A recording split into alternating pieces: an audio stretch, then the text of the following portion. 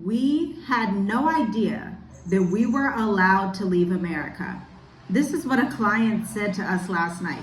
We wrapped up cohort 2 of the mature adult intensive, and it was phenomenal. You know, each cohort is different. You have different dynamics, different people, and different goals, and this one was nothing short of amazing.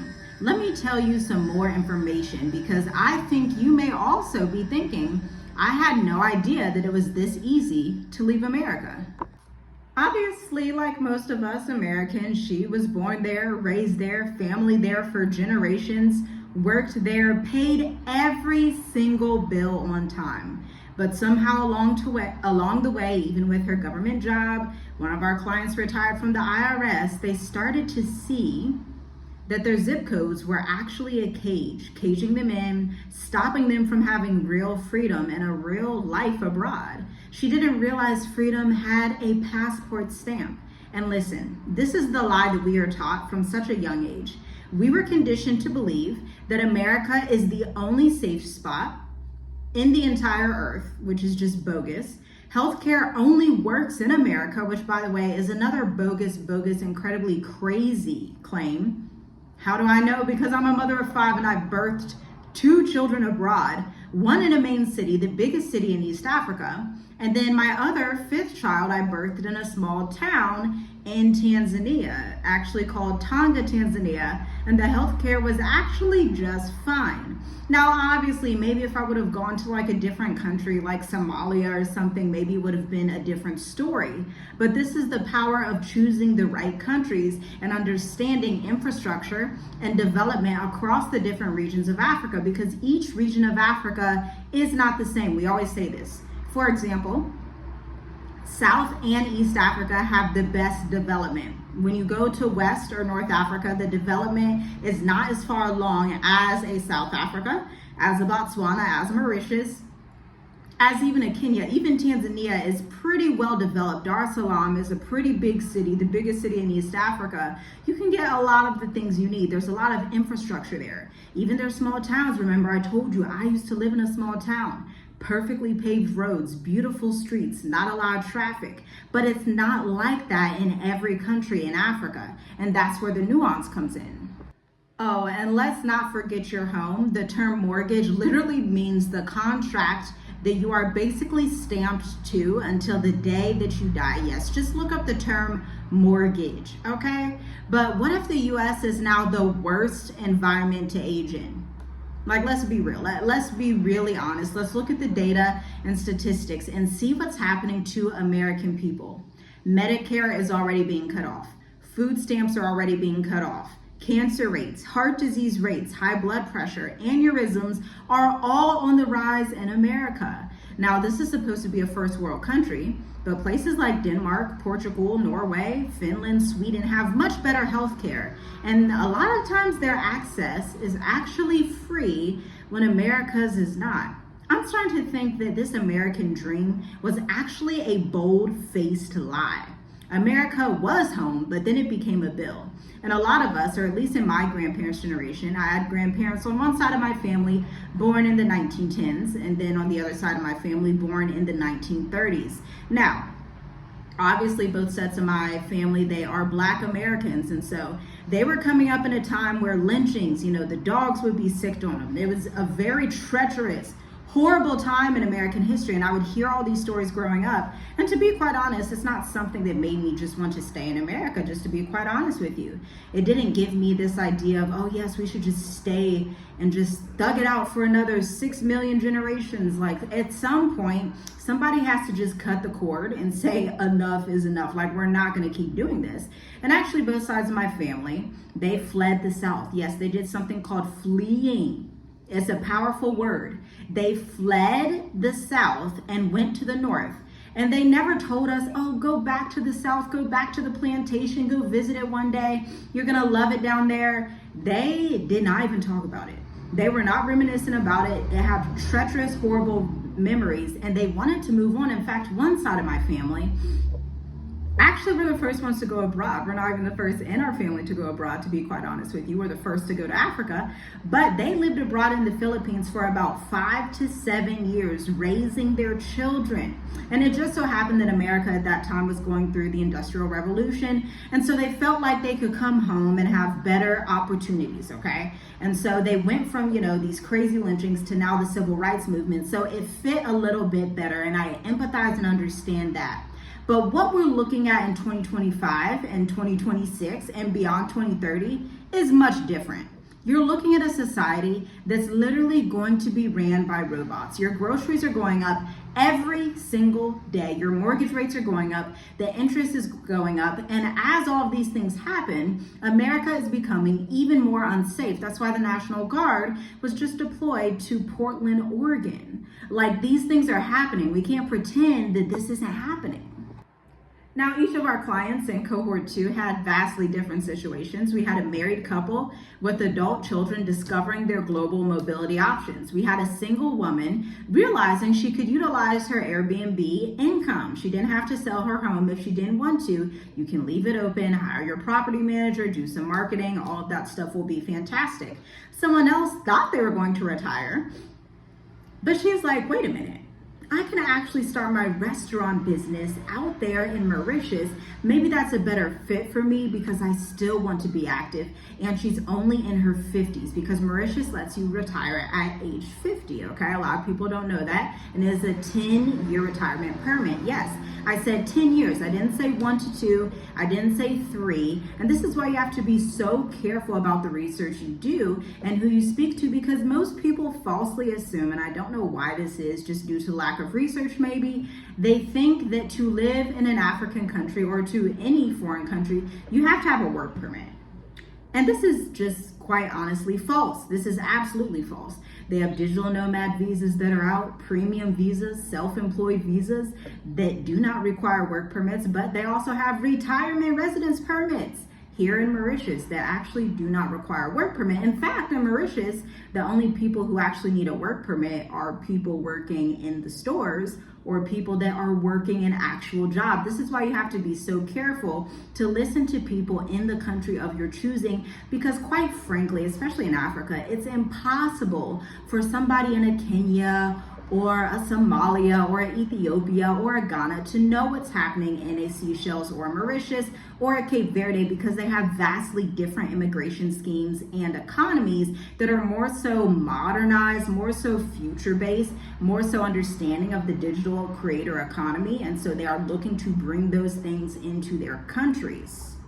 And then another client, it's so funny because you just don't know like what new stuff people are going to learn, because you think some people already know the stuff that we have, but they're like, oh no, I didn't know that I could use SoFi as my international bank, which can also function as your brokerage, because they just signed a deal with OpenAI and PayPal did as well, and their VPNs for global banking. People just don't know these things exist. And in the case of something as large as moving abroad, what you don't know will definitely harm you. It just will, especially if you're someone that doesn't know how to do the modernized technological research, because let's face it, even if we took it just since 2022, this world has dramatically changed and global mobility has as well.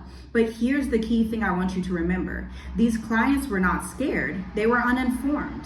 Fear follows those who do not have the right knowledge and are not equipped with the right knowledge. But we are those who love education, love knowledge, love research. And so that's what we equip our clients with. You need to have the right understanding and the right knowledge, the right understanding of global policy, international healthcare insurance. Oh, we had another client. Just remembered this story. Somebody thought, and this is so good. I'm gonna just say this for free right now.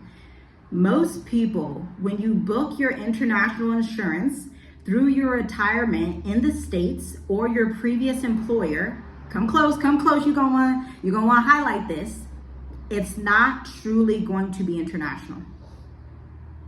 It's only going to be international to some islands in the Caribbean, possibly Mexico or Canada, and Europe. But for Africa and Europe, you're going to need a different provider. It will not function. Yes, indeed. And so you want to have the right insurance to get you approved for your residence and visas out here. So many people return back to America because they don't know these things, because they have not been through the process. But we have guided over 274 people through the process, and our own selves and our children and even family members through the process, to understand what works in America is not going to work in other countries. I'm just going to let you know, people like to debate that. But then they get visa denials, then they get residence denials. This is legitimately something that you need to pay attention to. The American systems do not work in developing countries that do not have strong Western ties.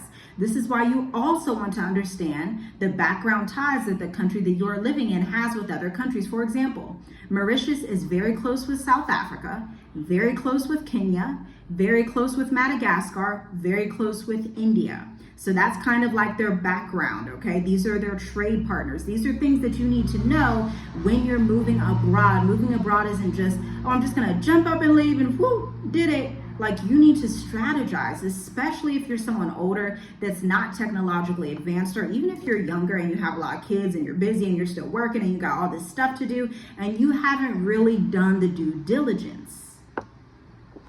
So let's do something that's a little bit creative, okay? On one hand, I want to talk about your current reality, and on my other hand, let's talk about what your new reality could be.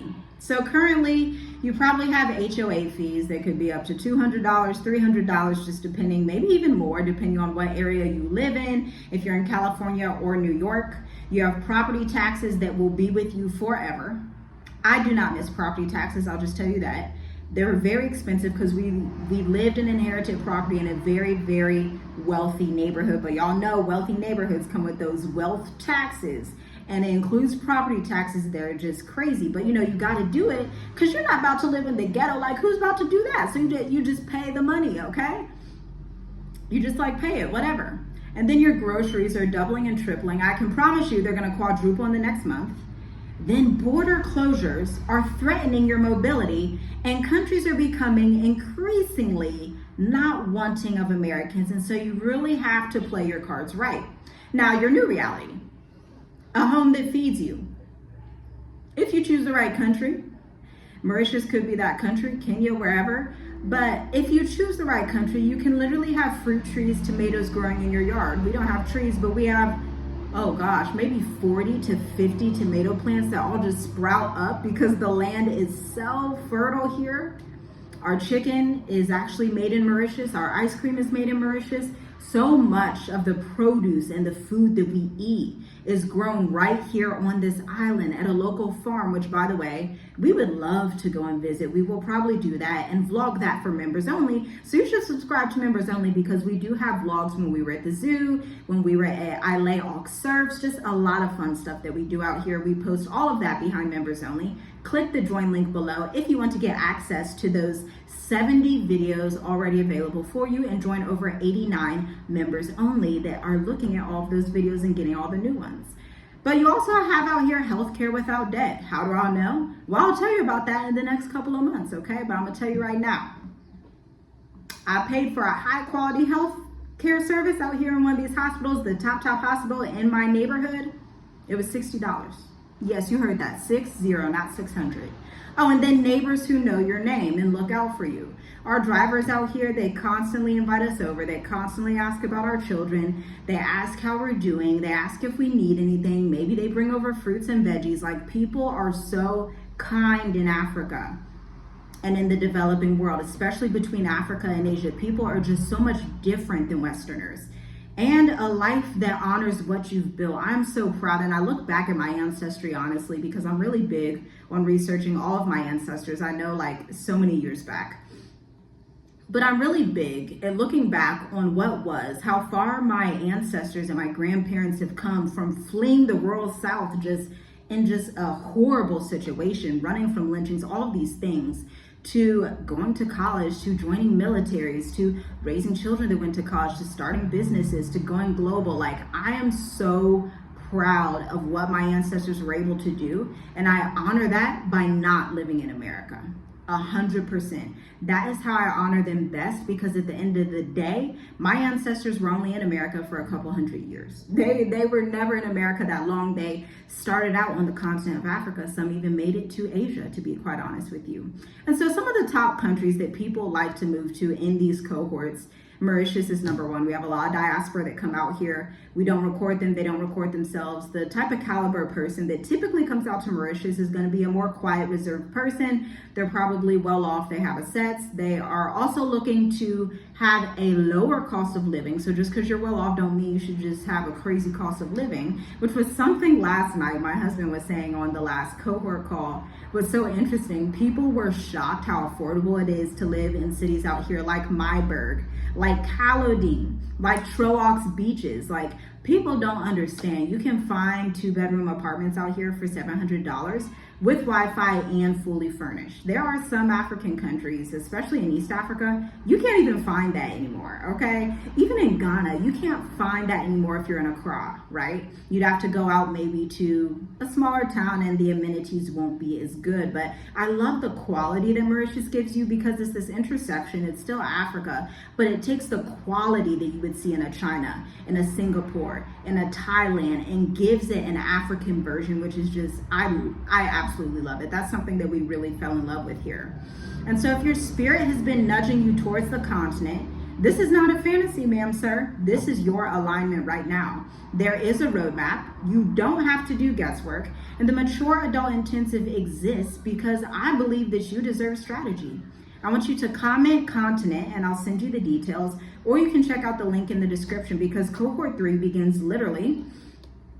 Today is October 28th. You have 6 days, and actually we're going to shut down signups this Friday the 31st. So you have 3 days to sign up. We begin Monday, November 3rd. Time is literally flying. And here is my last word for you. Stop asking for permission and start planning for your freedom. We have clients that are coming out March 2026. Your date could be May 2026, or you may be that person that's like, hey, I'm gonna come out January 2026. I'm gonna come out February 2026. Whatever you'd like to do, we are here to make your planning as simple as possible, especially before getting here. There are things you can do in America to ensure that you do not have to fly back between North America and Africa if you don't want to. Shalom, shalom. I'll see you in the next video.